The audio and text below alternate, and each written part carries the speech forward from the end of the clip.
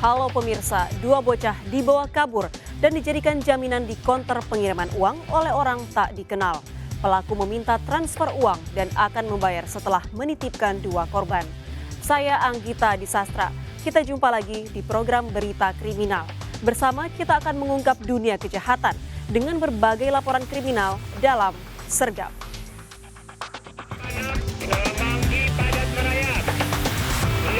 Semanggi 19 jajaran Puring hingga saat ini aman terkendali.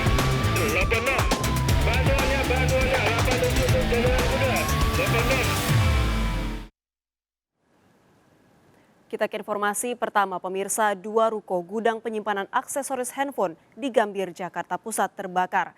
Seorang penghuni sempat terjebak di dalam ruko hingga terluka bakar.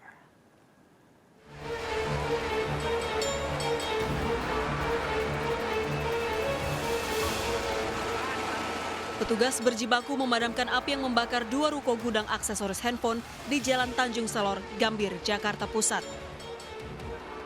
Diduga api pertama kali muncul dari lantai 5 sebuah ruko. Banyaknya bahan mudah terbakar membuat api cepat menjalar ke lantai 4 dan sebuah ruko di sebelahnya. 11 unit mobil pemadam kebakaran dikerahkan ke lokasi. Seorang penghuni ruko yang sempat terjebak mengalami luka bakar di bagian tangan. Kebakaran diduga akibat korsleting listrik. Apa sih Pak? Yang terbakar itu casing-casing handphone, barang-barang yang mudah terbakar. Di lantai Yang berapa, paling Pak? banyak. Di lantai berapa, Pak? Lantai 4. Di lantai 4. Ada korban, Pak? Ada sempat tertinggal atau gimana, Pak? Tadi hanya ada sedikit insiden dari warga atau penghuni dari itu.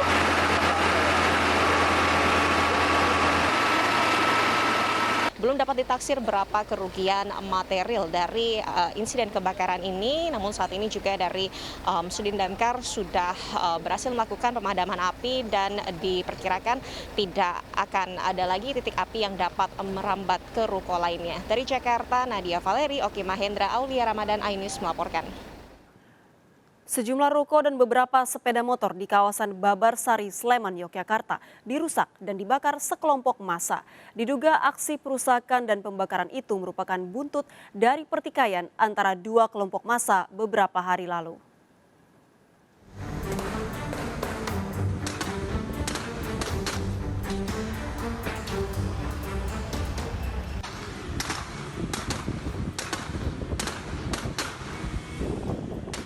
Petugas membubarkan kerusuhan yang dilakukan sekelompok massa bersenjata di Kompleks Babarsari, Sleman, Yogyakarta, Senin siang.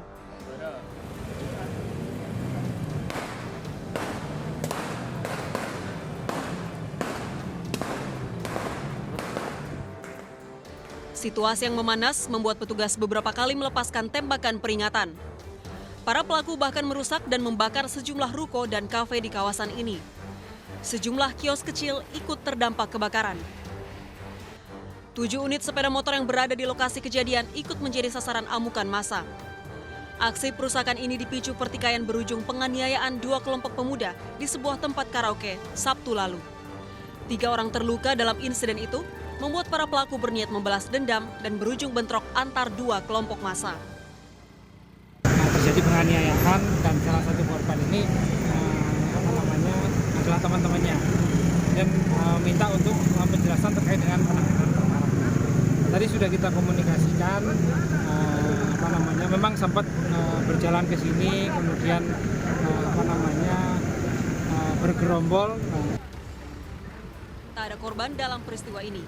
Polisi melakukan mediasi antar kelompok yang bertikai untuk mencegah insiden kembali terjadi. Dari Sleman, Yogyakarta, Heru Trijoko melaporkan. Pemirsa, hasil penyelidikan polisi, keributan di ruko Babarsari, Sleman, Yogyakarta akibat perselisihan dua kelompok daerah di tempat hiburan. Kedua kelompok berada di tempat hiburan malam hari, kerusuhan berlanjut hingga siang. Polisi masih terus melakukan penyelidikan dengan memeriksa sejumlah saksi di lokasi tempat hiburan dan kawasan Babarsari, Sleman. Akibat keributan, 3 orang dari salah satu kelompok mengalami luka. Salah satu korban penganiayaan salah sasaran karena bukan anggota kelompok yang berselisih. Sebelum melakukan penyerangan ke kawasan Babarsari, salah satu kelompok mendatangi kantor polisi.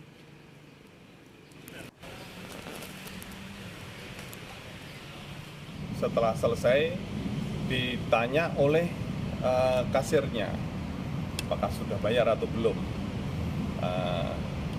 Dan intinya kemudian di situ ribut, kemudian dari pihak manajemen tempat hiburan tersebut menghubungi dari yang bertanggung jawab. Pemirsa, mobil yang dikemudikan pria 86 tahun tiba-tiba mundur menabrak 4 motor dan warung kopi di pinggir jalan di Surabaya, Jawa Timur. 6 orang terluka, termasuk ibu dan 2 anaknya luka parah.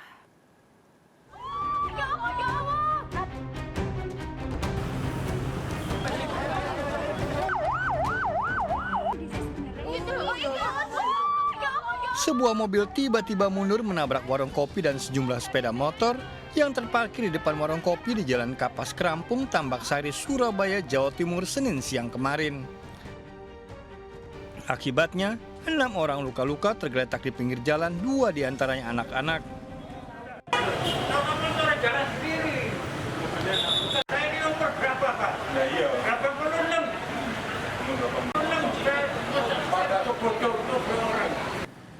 Hasil olah TKP sementara, mobil yang dikemudikan Ediman Mulyono, pria 86 tahun, mundur dengan kecepatan tinggi saat keluar dari bengkel aki di seberang jalan.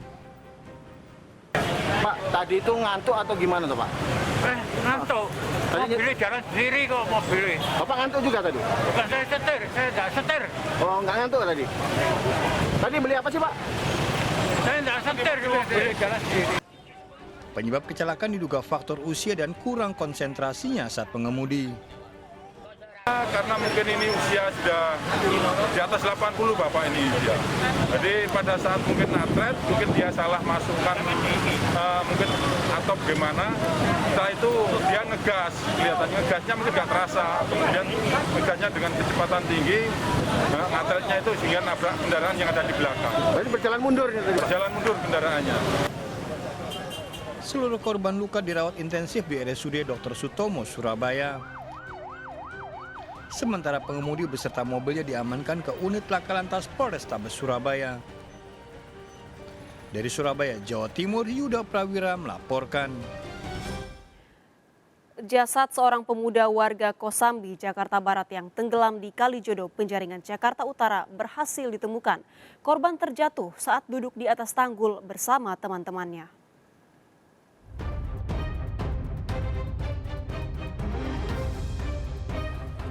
2 hari pencarian, petugas akhirnya berhasil menemukan seorang pemuda yang tenggelam di Kalijodo, Penjaringan, Jakarta Utara. Jasad korban, Eriko Ramadan Fadilah, ditemukan 8 km dari lokasi korban tenggelam. Pencarian dilakukan menggunakan alat Aqua Eye untuk mendeteksi sensor benda di dasar kali. Untuk posisi korban kita temukan itu mengambang. Untuk pagi hari tadi kita hanya melakukan pencarian dengan cara penyisiran menggunakan LCR. Pria 24 tahun, warga Kosambi, Jakarta Barat ini terjatuh ke kali sedalam 2 meter saat duduk santai di atas tanggul bersama teman-temannya. 2 teman korban mengaku sempat berupaya menolong, namun tak berhasil. Terus posisi orangnya di penjara karena bikin kesaksian palsu. Sudah berdiri. Berdiri? Mau di penjara. Posisinya dia berdiri nggak tenggelam kan? Jujur aja. Tenggelam Ya emang kayak gitu Pak. Kedua kalinya gimana? Saya pernah nangani kayak gitu. Ya itu mau dipancing, cuma lepas. Enggak, terus dia bisa. Jasad korban dibawa ke RSCM untuk diotopsi. Sementara ketiga temannya yang menjadi saksi saat kejadian diperiksa di Polsek Penjaringan. Dari Jakarta, Vendra Kurniawan, iNews melaporkan. Pelaku pencurian handphone, maksud kami rumah pedagang handphone di Duri Kosambi, Cengkareng, Jakarta Barat ditangkap polisi. Istri pelaku ikut terlibat menjual barang curian ke penadah.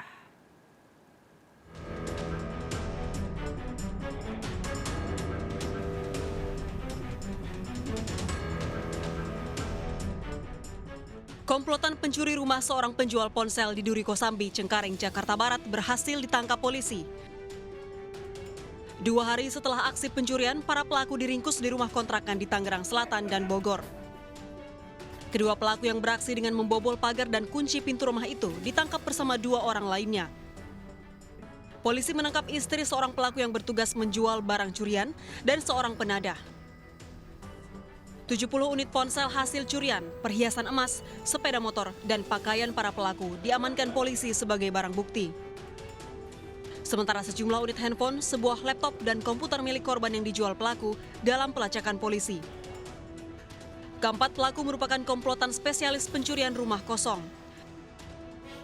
Dua pelaku utama sekaligus eksekutor, CO dan AG, merupakan residivis dan pernah ditahan di Lapas Salemba. Pelaku kedua yang mana kita amankan di wilayah Tangerang Selatan. Dari kita amankan pelaku kedua, kebetulan pada saat di TKP pelaku bersama istrinya. Ya, turut kami amankan juga dan kami kembangkan lagi ke penadah ataupun penjual hasil curian di wilayah Bogor.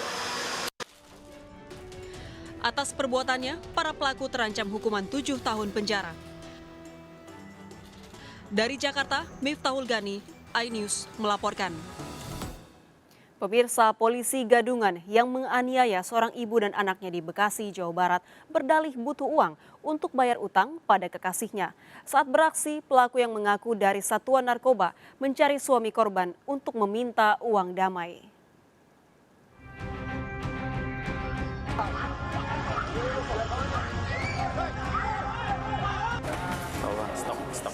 RZM, pria pengangguran warga Rawalumbu, Kota Bekasi, Jawa Barat ini digiring petugas Satreskrim Polres Metro Bekasi Kota.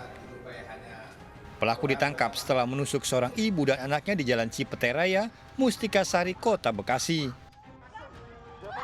Sebelum beraksi, pelaku yang menyamar sebagai anggota Polri dari Kesatuan Narkoba meminta uang damai karena suami korban terlibat narkoba. Tak percaya begitu saja, akibatnya korban dan pelaku terlibat cekcok. Hasil pemeriksaan awal diketahui, pelaku berbuat nekat karena setahun terakhir terlilit hutang Rp500.000 kepada pacarnya. Sementara atribut polisi dibelinya secara online dengan harga Rp400.000. Dengan dalih tadi sebagai petugas, seolah-olah petugas kepolisian, tersangka ingin meminta untuk berdamai kepada keluarga korban dengan alasan suaminya terlibat narkoba untuk membayar hutang yang bersangkutan kepada pacarnya yang sudah 1 tahun belum terbayar. Sejumlah barang bukti disita pada kasus ini.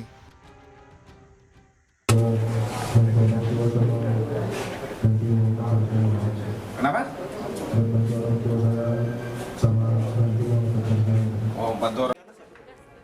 Pelaku terancam 5 tahun penjara.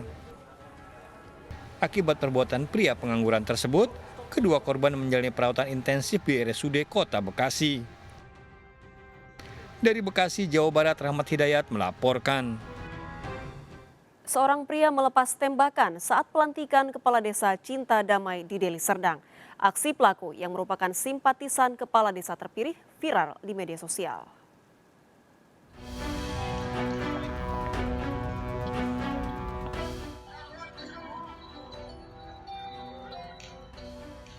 Inilah aksi Parlin Sitanggang saat akan menghadiri pelantikan Kepala Desa Cinta Damai di Deli Serdang, Sumatera Utara.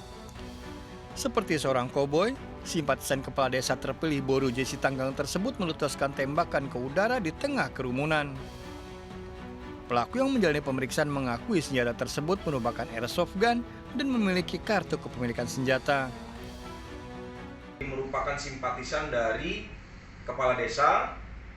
Atas hal tersebut, karena euforia, beliau melakukan penembakan tersebut.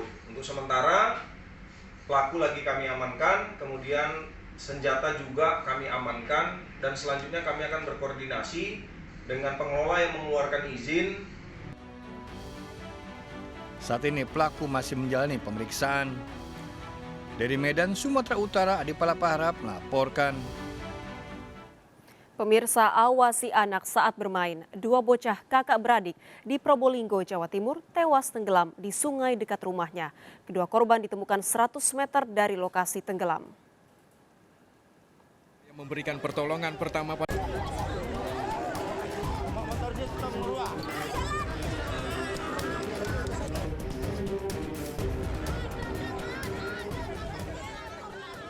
Warga berupaya memberikan pertolongan pertama pada 2 orang bocah kakak beradik berusia 7 tahun dan 11 tahun yang tenggelam di Sungai Desa Puspan, Kabupaten Probolinggo, Jawa Timur. Orang tua korban sampai histeris. Namun sayang, nyawa kedua bocah ini tak bisa diselamatkan. Peristiwa berawal saat kedua bocah pasangan suami istri Muhammad dan Maria Ulfa ini bermain dan mandi di sungai dekat rumahnya. Awalnya sang adik yang tenggelam dan kakaknya berusaha menolong namun ikut terseret arus dan tenggelam. Korban ditemukan di lokasi sekitar 100 meter dari tempat tenggelam. Nah, adik kakak ini bermain di situ. Nah, pada saat bermain orang tuanya nggak tahu, dia masuk di gerujukan itu tenggelam. Nah, akhirnya meninggal dunia terbawa arus sekitar kurang lebih di aliran sungai itu yang emasnya itu ikut air sekitar 100 meter. Orang tua korban menolak jasad anaknya diotopsi dan akan dimakamkan di pemakaman desa setempat. Dari kejadian ini kembali diingatkan pada orang tua untuk selalu mengawasi anak saat bermain.